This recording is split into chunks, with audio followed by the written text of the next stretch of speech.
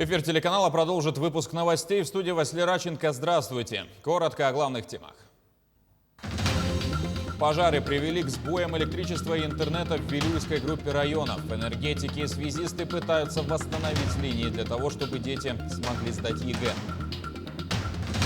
Дни Якутии стартуют сегодня в Татарстане. В рамках мероприятия планируется подписание ряда партнерских соглашений.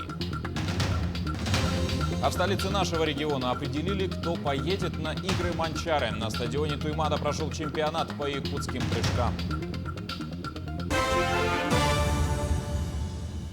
За сутки в Якутии ликвидировано 4 и обнаружили 5 новых лесных пожаров. По информации регионального Минэкологии, на сегодня ведут работы по тушению 22 лесных очагов. На площади, пройденной огнем, почти 3500 гектаров. Они действуют в 19 районах. Так, на территориях Сунтарского и Кобяйского по 4 пожара, Нюрбинского 3, Вилюйского, Верхневилюйского и Тампонского по 2, а на территориях Ленского, Усть-Майского, Хангаласского, Алеквинского и Нерюнгринского районов по 1 очагу. На тушение привлекали более 1500 человек и 200 единиц техники. Напомним, в Нюрбинском районе задействовали аэромобильную группировку и вертолет Ми-8 МЧС России с водосливным устройством. Произведено почти 40 сбросов, слито 114 тонн воды. Также в Сунтарском районе самолетом амфибии Б-200 слиты почти 200 тонн воды. У каждого села, где действуют природные пожары, выставлены посты безопасности. С начала пожароопасного сезона составлено свыше 120 протоколов об административном правонарушении. А по фактам лесных пожаров дознавателями МЧС России возбуждено 9 уголовных дел. Ожидаем прибытия сил с Приморья и с Хабаровска. В штабе обсудили их приезд. Транспортировка с Мирнинского района, Юрбинский район организовал несколько транспортных единиц для перевозки данного десанта с города Мирный. И также с города Якутска будут перебрасываться в Верхневилюйск. Сегодня выпускники школ сдают ЕГЭ по профильной математике. Между тем, пожары в Вилюйской группе районов повредили электроопоры и кабельные линии Ростелекома. Это привело к сбою работы интернета в некоторых населенных пунктах. Специалисты РЭС и интернет-провайдера работают над устранением аварии.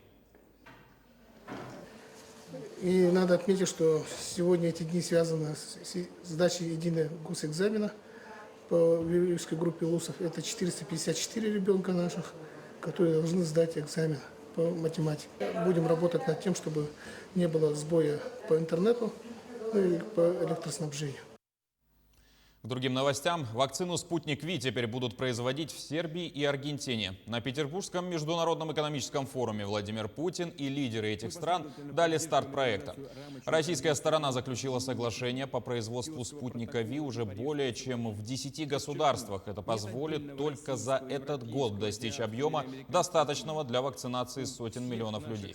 Заодно в режиме видеоконференц-связи президент пообщался с руководителями иностранных компаний, а также отдельно с зарубежными инвесторами и представителями фармацевтической отрасли.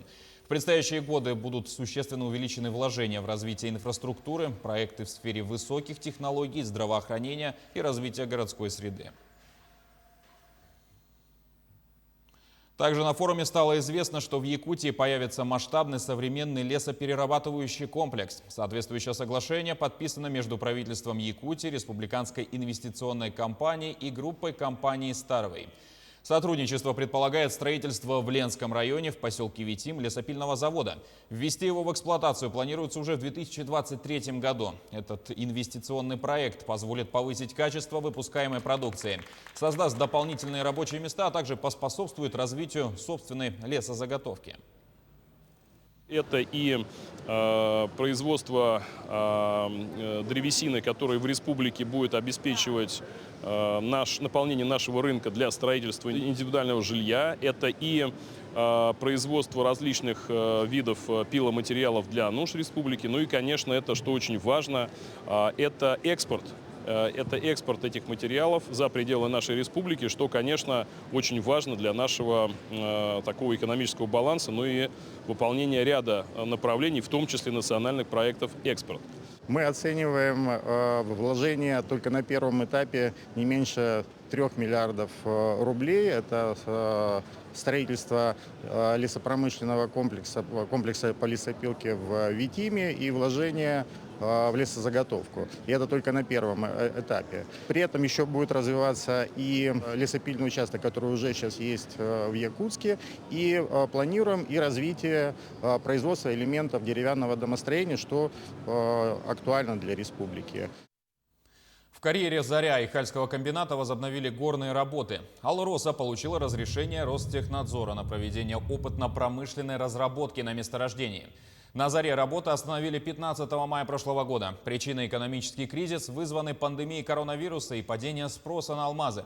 Теперь до 10 июня из карьера планируется откачать 83 тысячи кубометров накопленной воды, а после приступить к добыче руды. В этом году план более 1 миллиона тонн.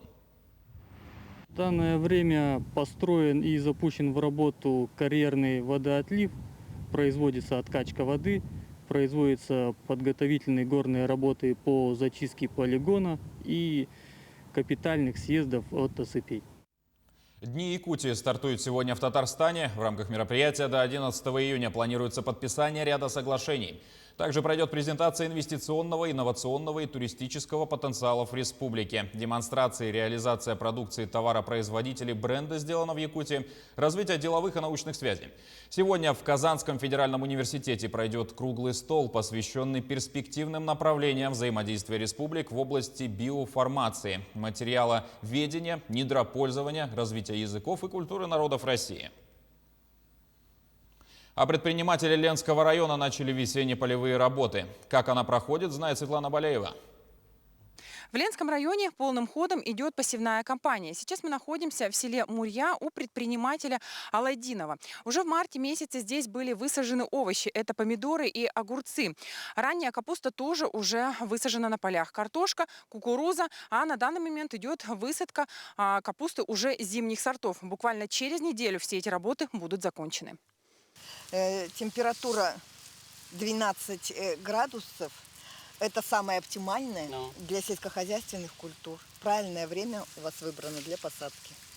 Зиадуа Мусаханов один из первых начал высадку овощных культур. Сегодня поля практически посажены. Малая их часть остается необработанной, но предприниматель планирует до конца посевной все успеть. Основное у нас картошку и капусту. Ранняя капуста у нас называется пандион, а вот средний есть чамп, а позднее есть ринда. А еще позднее зимние, которые хранение есть, это этот куля называется.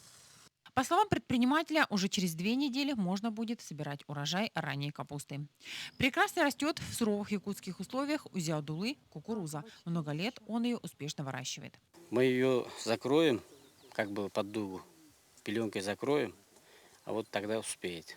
И когда она будет у вас кукуруза? Где-то начало сентября начинаем кукурузу продавать. То есть она как бы вырастает в наших все равно условиях? Да, растает. Вы уже не первый год ей занимаетесь? Уже 3-й год кукурузу продаем. У молодого человека 16 гектар земли. Трудится здесь 10 человек. Вся высадка осуществляется вручную. Ежегодно предприятие собирает хороший урожай, реализует его по налаженным каналам. Ленский, Мирный отправляем, и этот удачным Айхал отправляем. То есть уже, в принципе, поставки налажены? Да. Большинство крестьянских хозяйств и предпринимателей уже высадили овощные культуры. Но есть и те, кто этого сделать еще не успел. Причиной тому влажные земли. Затянувшейся весной и низким температурным режимом высохнуть успели поля не у всех крестьянских хозяйств. У нас посевная кампания идет очень дружно и слаженно. На той неделе мы съездили в Нюю. Там кто-то еще пахал, кто-то уже садил картошку. Сейчас думаю, что к этим выходным мы 90% отсадимся. Потому что время и погода установилась. На развитие сельского хозяйства, как и многим предпринимателям, Зиадуле Мусаханову оказывается финансовая поддержка как от района, так и от республики. В этом году предприниматель получил субсидию на приобретение семенного картофеля и минеральных удобрений. В планах у молодого человека приобрести технику, чтобы упростить процесс посадки овощей. Зиадула надеется, что и ее получится приобрести с финансовой поддержкой районной администрации. Светлана Балеева, Виталий Андреев, Ленск. В Якутске частично ограничили движение на перекрестке улиц Аюнского и Каландрашвили. Проехать автомобили не смогут до 22 часов вечера 8 июня в связи с проведением плановых работ на газопроводе в рамках подготовки к отопительному сезону. Газовики обещали незамедлительно восстановить дорожное покрытие по окончанию плановых работ. Чемпионат по якутским прыжкам прошел на стадионе Туймада в столице. Ловкостью мерились почти 50 лучших спортсменов 13 районов. Событие ответственное, так как победители поедут на игры Манчары, которые проходят один раз в 4 года. За ходом соревнований наблюдал Алексей Лукьяненко.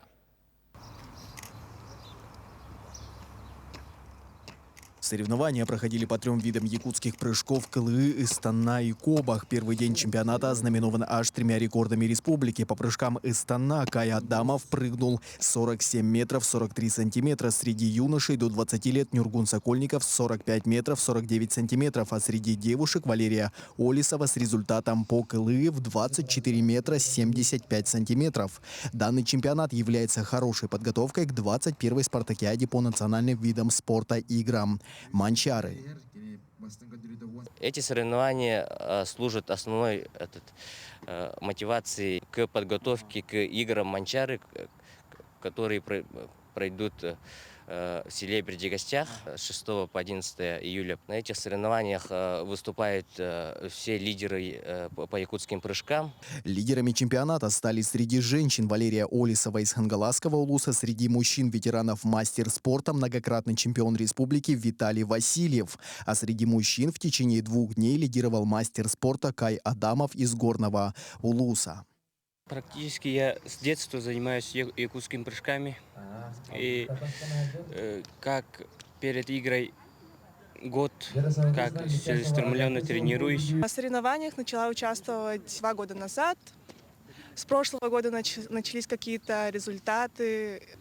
И вот планирую участвовать на играх Манчары. Чемпионат республики — это очень хороший старт, чтобы все посмотреть свои результаты, на что готов, что прибавить, что какие нюансы исправить. Невероятный рекорд в прыжках Кобах установил Андрей Васильев из Татинского улуса. Его результат составил 43 метра 16 сантиметров. Стоит отметить, что предыдущий рекорд принадлежал ему же в 42 метра 35 сантиметров. Победители чемпионата награждены кубками, медалями и денежными сертификатами. Стоит отметить, что большинство спортсменов также примут участие в 21-й спартакиаде по национальным видам спорта играм Манчары. До самого ожидаемого спортивного события республики остался ровно месяц. Алексей Лукьяненко, Илья Сыромятников, Якутск. На этом пока все. Хорошего вам дня.